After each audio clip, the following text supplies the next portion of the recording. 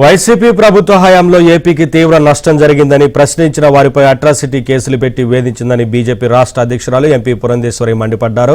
Vijayawada BJP రాష్ట్ర కార్యాలయంలో పురంధేశ్వరి అధ్యక్షతన రాష్ట్ర స్థాయి సమావేశం జరిగింది. జగన్ హయాంలో వైసీపీ నేతలు భారీగా అక్రమాలకు పాల్పడ్డారని ఆనాడు బీజేపీ ప్రజాగళం వినిపించిందన్నారు.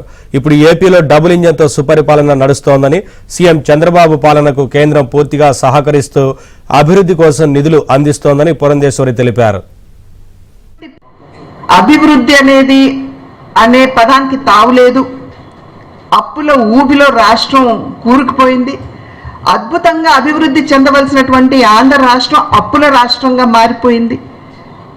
అటువంటి పరిస్థితుల్లో ప్రజలు కూడా ఎక్కడ అభివృద్ధి, రోడ్ల పరిస్థితి అయితే అధ్వాన్నంగా ఉన్నటువంటి విషయం మనందరికీ తెలుసు. మనం అందరం కూడా అనుభవించినటువంటి నేపథ్యం. అది మాత్రమే కాకుండా విద్వేషం. ఎవరైనా నోరు విప్పి ప్రభుత్వం ఈ పని చెయ్యలేదు అని కనుక చెప్పామంటే వెంటనే ఎస్సీ ఎస్టీ అట్రాసిటీ యాక్ట్ పెట్టడం, వారిని జైల్లో పెట్టడం, ఇబ్బంది పెట్టడం, ఇటువంటి పరిస్థితులు మనం చూసాం. విధ్వంసంతో గత 5 సంవత్సరాలలో వైఎస్ఆర్సీపీ తన పాలన ప్రారంభించింది. ప్రజావేదికని కూల్చివేసి విధ్వంసంతో వారి పాలనని ప్రారంభించారు. ఇవన్నీ కష్టాలు. ఒక్క పెట్టుబడి రాష్ట్రంలోకి రాలేదు. బిడ్డలకు ఉపాధి అవకాశాలు లేవు. మరి మద్యం తగ్గిస్తామన్నటువంటి వారు మద్యం ఒక మాఫియా తయారయ్యి మద్యం మాధ్యమంగా వారు డబ్బులు చేసుకున్నటువంటి విషయం మనందరికీ తెలుసు.